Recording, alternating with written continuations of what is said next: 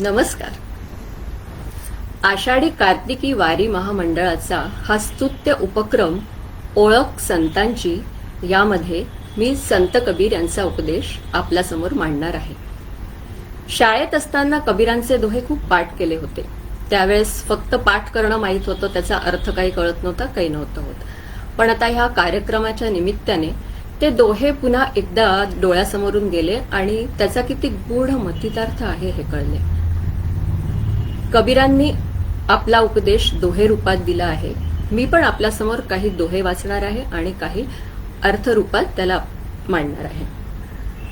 ईश्वराची भक्ती ही दोन मार्गाने केली जाते, सगुण भक्ती मार्ग आणि निर्गुण भक्ती मार्ग. संत कबीर हे निर्गुण भक्ती मार्गावर चालणारे होते.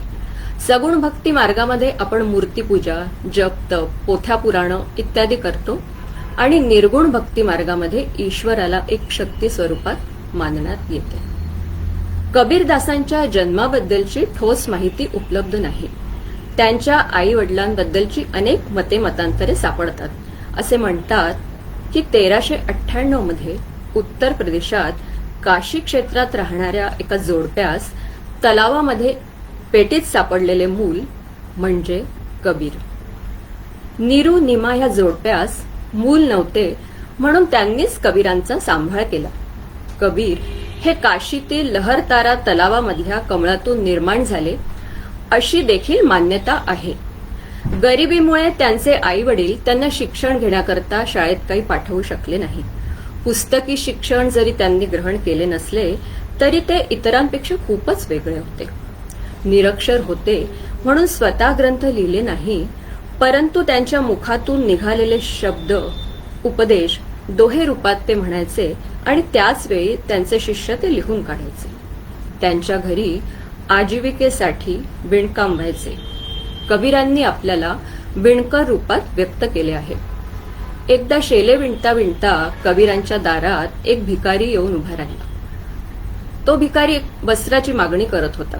तर त्या दिवशी बाजारात नेण्यासाठी जो तयार झालेला शेला होता तो कबीरांनी उचलून सरळ त्या भिकाऱ्याला देऊन टाकला. म्हणजे स्वतः त्यांची परिस्थिती इतकी गरीब होती, हलाक्याची होती, तरी त्यांनी मागचा पुढचा काहीही विचार न करता तो शेला त्याला देऊन टाकला. म्हणजे ते इतके समाधानी होते की ते पुढचा काही विचारच करायचे नाही. कबीरदास यांचा विवाह बैरागींची कन्या लोई हिच्या समवेत झाला आणि त्यांना 2 अपत्ये कमाल आणि कमाली होते. संत कबीर एकदा पंचगंगेच्या काठावर पायऱ्या उतरत असताना पडले. त्याच वेळी काय झालं की रामानंद स्नानाकरता तेथे आले होते आणि त्यांच्या पायावर कबीरांचा पाय पडला.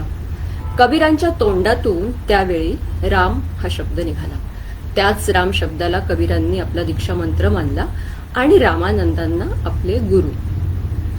कबीराचे विणतो शेले कौसल्येचा राम बाई, कौसल्येचा राम. भाबड्या या भक्तासाठी देव करी काम, राजा घनश्याम. कौसल्येचा राम बाई, कौसल्येचा राम. कबीराचे विणतो शेले कौसल्येचा राम बाई, कौसल्येचा राम. आता ह्या गाण्यातून आपल्याला कळते की कबीर हे रामाचे अनन्य भक्त होते. या सर्व जगाच्या निर्मितीमागे, व्यवहारामागे जी प्रचंड शक्ती उभी आहे तो ईश्वर, तो परब्रह्मस्वरूप पांडुरंग निर्गुण आणि निराकार आहे असा त्यांचा विश्वास होता. परमेश्वराच्या स्वरूपाला कुठलेच बंधन मर्यादित ठेवू शकत नाही. म्हणूनच कबीरांच्या दृष्टीने सगळे साधू, संत, देव हे त्या एकाच परब्रह्म विठ्ठलाची लेकरे आहेत. कबीर म्हणजे काळाच्या पुढे असलेले कवी, समाज सुधारक होते. धार्मिक थोतांडावर कडक आसूड ओढणारे आणि हजारो ग्रंथांचे पांडित्य खुजे करणाऱ्या, प्रेमाच्या 2.5 अक्षरांचा मंत्र सांगणारे पुरोगामी संत म्हणजेच कबीर. त्यांनी प्रचलित असणाऱ्या धर्मातील अंधश्रद्धा व अनिष्ट प्रथा यावर दोह्याच्या माध्यमातून टीका केली. त्यामुळे अंधश्रद्धा पसरविणारे भोंदूबाबा आणि बुवा यांचे धाबे दणाणले. संत कबीर हे सत्य, विज्ञान व कर्मसिद्धांत यावर सांगत. त्यांच्या उपदेशांमुळेच त्यांना संपूर्ण जगामध्ये खूपच प्रसिद्धी मिळाली. शाई आणि कागदाला स्पर्श देखील केला नाही, लेखणी हातात धरली नाही, परंतु गुरुकृपेने मी जे काही जीवनाचे सार उद्देश सांगितले ते केवळ तोंडीच. शेले विणता विणता त्यांनी जीवनाविषयीचे तत्वज्ञान इतक्या सुंदरतेने आणि सहज सुलभतेने शब्दातून विणले आहे. संत कबीरांचे वर्णन करताना संत एकनाथ महाराज म्हणतात, विठू पंढरीचे राणे, त्याले भक्तांची भूषणे, कासे कसिला पीतांबर, तोहा जाणावा कबीर, तोहा जाणावा कबीर. आपल्या मराठी संतांनी कबीराला आपले मानले आहे आणि आपल्या वैष्णव संप्रदायात सहजपणे सामावून घेऊन त्यांना मानाचे स्थान देखील दिले आहे. मराठी संतांप्रमाणे धर्म, जाती, निरपेक्ष मानवतावादी आणि परमार्थिक तत्वज्ञान आपल्या काव्यातून आणि साहित्यातून त्यांनी रोखठोकपणे मांडले आहे. कबीरांचा काळ हा राजकीय आणि सामाजिक क्षेत्रातील गोंधळाचा आणि अस्थिरतेचा काळ होता. समाजात धर्म मार्तंडांनी माजवलेले जातपात, कर्मकांड, अंधश्रद्धा यांचे स्तोम, अन्याय, अत्याचार, पिळवणूक या सगळ्यात भरडला गेलेला तो सर्वसामान्य पापभिरू माणूस अशी त्या काळाची विदारक परिस्थिती होती. अशा काळात तथाकथित उच्चवर्णीय विद्वान पंडितांवर आणि फसव्या कर्मकांडांवर आपल्या मार्मिक आणि सडेतोड भाषेतून आसूड ओढताना कबीर म्हणतात, जो पे करता वर्ण विचारे, जो जनमत तीन डांडी करी सारिये, नहीं कोई ऊंचा नहीं कोई नीचा, जाका पिंड ताहिका सीचा. अर्थात मानवी जीव कुठल्याही जातीचा, भाषेचा अथवा वर्णाचा असो, सारे सारखेच असतात. प्रत्येक मानवी जीवात एकच निर्गुण निराकार असे परमेश्वराचं अस्तित्व नांदते. त्यांना जात आणि धर्म व्यवस्था मान्य नव्हती.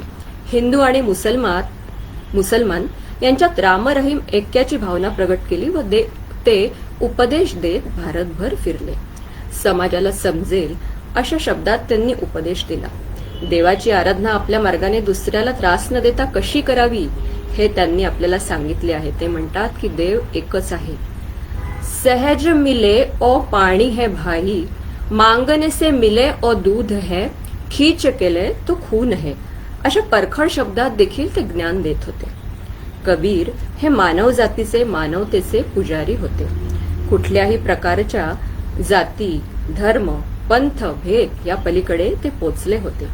या भारत देशातील यच्चयावत समाजाने एकमताने, एकजुटीने चालावे, वागावे, त्यासाठी ज्या महापुरुषांनी आटोकाट प्रयत्न केले आणि सर्व सुखी असावेत, अशासाठी जे आमरण झटले त्यापैकी कबीर हे एक होते. कबीरांनी केलेली राम, कृष्ण, विठ्ठल अशा अनेक हिंदू दैवतांवरील पदे उपलब्ध आहेत. कबीर सर्व धर्मांच्या कुंपणापलीकडे असलेल्या परब्रह्म स्वरूप परमेश्वराला जाणत होते आणि त्याचबरोबर हे सर्व जग चालविणारा तो परमेश्वर आहे हेही त्यांना माहीत होतं. ते म्हणतात, तू सर्वांसाठी चांगले कर्म कर आणि जो तुझ्याबद्दल वाईट चिंतेल त्याला त्याच्या कर्माची फळे मिळतील की, तू का काळजी करतो?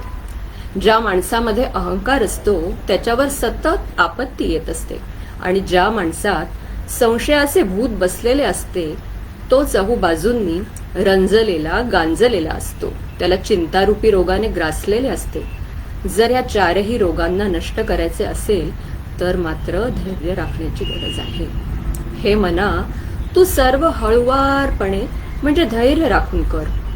कारण माळी जेव्हा रोपांवर 100 घागरी पाणी ओततो आणि ऋतुमान अनुकूल असेल तरच त्या झाडाला फळे लागतात. रात गवाई सोयके, दिस गवाया खाय, हिरा जन्म अनमोल था, कौडी बदले जाय. रात्र झोपून घालविण्यात, दिवस खाऊन घालविण्यात आणि हिऱ्यासमान असलेले हे शरीर कवडी मोलाच्या बदल्यात वाया घालवतोय हे मानव तू. विचार कर, आपले जीवन सार्थकी लावण्यासाठी चिंतन करण्याचा मार्ग अनुसरण्याची तुला गरज आहे. हिंदी साहित्याचे ते विद्वान होते. कबीरदास या नावाचा अर्थ महानतेशी निगडित आहे. त्यांनी आपल्या दोह्याच्या माध्यमातून भारतीय संस्कृतीचा प्रचार आणि प्रसार केला.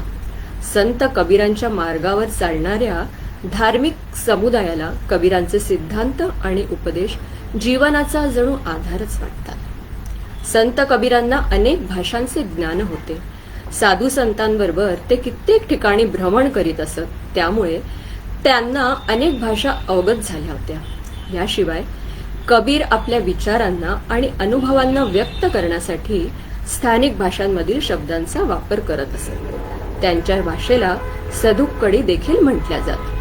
ते स्थानिक भाषांमधून लोकांना समजावीत, जागोजागी उपदेश करीत, आपल्या विचारांना लोकांच्या अंतर्मनापर्यंत पोचवण्याचा ते आटोकाट प्रयत्न करीत असत. कबीरवाणीला साखी, सबद, रमेनी या तीनही रूपात लिहिल्या गेले आहे.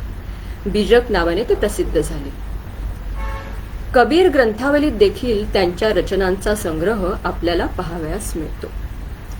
संत कबीरांनी परमेश्वरापेक्षा गुरुला उच्च दर्जा दिला आहे. कबीरांनी गुरुला कुंभाराचे उदाहरण देत सांगितले आहे की ज्याप्रमाणे कुंभार अतिशय सुबकतेने एखादे मातीचे भांडे आकार देऊन घडवितो, त्याचप्रमाणे गुरु आपल्या शिष्याला उपदेशांनी आणि विचारांनी उत्तम घडविण्याचे प्रयत्न करत असतो. कबीर हे नेहमी सत्य बोलणारे, निर्भय आणि निर्भीड व्यक्ती होते. कटुसत्य सांगताना ते म्हणतात, खूप धाडसाने सांगत असत ते. कबीरांचे आणखी एक वैशिष्ट्य म्हणजे ते आपल्या निंदकांना स्वतःचा हितचिंतक मानायचे. कबीर निर्गुण भक्ती मार्गाला मानत असे, अर्थात त्यांना कर्मकांड केलेली आवडत नसे. अवतार, मूर्तीपूजा, रोजा, ईद, मंदिर, मशीद यावर त्यांचा विश्वासच नव्हता. मशिदीत नमाज, मंदिरात जप, रोजा किंवा उपवास करणे त्यांना तर अजिबात आवडत नसे.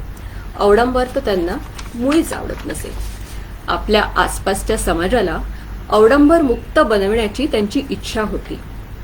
कबीर म्हणतात, हरी मोर पियू मैं राम की बहुरिया, तर कधी म्हणतात हरी जननी में बालक तोरा. कबीरांच्या मते मनुष्याजवळ त्याचे आई वडील आणि मित्रमंडळी असतात. म्हणूनच ते परमेश्वराला देखील याच दृष्टिकोनातून बघतात. चोरी आणि लबाडीपासून दूर राहण्याचा उपदेश देत ते म्हणतात की दुसऱ्याला लुटण्यापेक्षा स्वतः लुटले गेलेले बरे, कारण दुसऱ्याला लुटले तर नक्कीच त्याचे रूपांतर दुःखात होणार. ते म्हणतात, सिंह जंगलात एकटाच राहतो, त्याचे कळप नसतात. तसेच हंसाचे थवे नसतात आणि रत्नांची पोती नसतात. तात्पर्य असा की संत सुद्धा जाती जमाती घेऊन चालत नाहीत. ते एकटेच जगकल्याणासाठी सतत झटत असतात. कुणालाही छोटे लेखू नये. कचरा सुद्धा आपल्या डोळ्यात जाऊन काही क्षणासाठी आपल्याला आंधळा बनवतो की नाही. थोड्यात सुखी राहण्याचा कानमंत्र देत ते म्हणतात, हे ईश्वरा, मला इतकेच दे ज्याने माझ्या कुटुंबाला पुरेसे असेल आणि घरात जर कधी पै पाहुणा आला तर त्याचे आगस्वागत मी व्यवस्थित करू शकेन. म्हणजे खूप संतुष्ट होते ते. योग्य जागेवर ज्ञानाच्या गोष्टी सांगण्याचा त्यांनी संदेश दिला आहे. ज्ञान हे हिऱ्यासारखे असते. जिथे प्रामाणिक लोक नसतील तिथे हिऱ्यांची थैली तर उघडूच नाही, उलट तिला आणखी घट्ट बांधून लवकरच त्या जागेवरून चालते व्हावे. सत्याची माहिती देताना ते सांगतात की सत्य कुठेही मिळाले तर निसंकोच भावाने ते ग्रहण करावे, सत्याचा स्वीकार करावा. अभेदाचा विचार मनात येऊ देऊ नका. जिन खोजा तिन पाइया, गहरे पानी पैठ, मैं बपुरा बूढ़न डरा, रहा किनारे बैठ, मैं बपुरा बूढ़न डरा, रहा किनारे बैठ. प्रयत्न करणाऱ्यांच्या हाती काही ना काही लागतेच. त्यांचे प्रयत्न वाया जात नाही. गोताखोर सुद्धा जसा पाण्यात खोल गेल्यानंतर काही ना काही घेऊनच वर येतो, परंतु काही माणसं अशी असतात की जी बुडण्याच्या भीतीने पाण्यात उतरतच नाही, फक्त काठावर बसून राहतात. मग काय, त्यांच्या हाती काहीच येत नाही. संत कबीरांचे उपदेश वाचणाऱ्याच्या मनात सकारात्मक भाव निर्माण होतात आणि तो यशाच्या मार्गावर अग्रेसर होतो. त्यांचे उपदेश कोणत्याही काळासाठी प्रेरणादायकच आहेत. त्यांनी संपूर्ण मानवजातीला योग्य मार्गावर चालण्याची प्रेरणा दिली आहे. आदर्श समाज निर्माण होण्यावर जोर दिला आहे आणि जे माणसाच्या मनात नवनवीन ऊर्जेचा सतत संचार करत असतात. एवढ्या शतकानंतरही त्यांनी लिहिले दोहे आजही किती समर्पक वाटतात ना हो. कबीर के दोहे युगानुयुगे विज्ञानवादी शिकवण देऊन जातात. सतत जगाला प्रेरणा देत राहतील असं सगळ्यांना वाटतं. कबीरांचं संपूर्ण जीवन काशीतच गेलं, पण शेवटच्या क्षणी ते मगहर येथे गेले. त्या काळी लोकांची अशी आस्था होती की तेथे मृत्यू आलाच माणूस नरकात जातो आणि काशीत मृत्यू आला तर माणूस स्वर्गात जातो. ही धारणा तोडण्यासाठीच ते मगहरला आले. वयाच्या 119व्या वर्षी त्यांची प्राणज्योत मावळली. 1518च्या आसपासचा तो काळ होता. मगहरला त्यांची समाधी आहे, ज्याला हिंदू आणि मुसलमान दोन्ही बरोबरीनेच पूजतात. मानस जन्म दुर्लभ है होई न बारे बारी. मानस जन्म दुर्लभ है होई न बारे बारी. जो बन फल पाके भुई गिरही. बहुरी न लागे डारी. बहुरी न लागे डारी. मानवाचा जन्म दुर्लभ आहे, तो वारंवार मिळत नाही. ज्या प्रकारे झाडाला लागलेले फळ एकदा निखळले की ते पुन्हा झाडाला लावता येत नाही, त्याच प्रकारे मानवजन्म हा अनमोल आहे, तो पुन्हा पुन्हा मिळत नसतो. म्हणूनच तो सार्थकी लावणे आवश्यक आहे, नाहीतर जीवन हे व्यर्थ आहे. माटी कहे कुमार से तू क्यों रौंदे मोय. एक दिन ऐसा आएगा मैं रोंदूंगी तो. एवढाच म्हणून मी आपल्या वाणीला विराम देते आणि पुन्हा एकदा आषाढी कार्तिकी वारी महामंडळाचे आभार मानते. जय हरी विठ्ठल.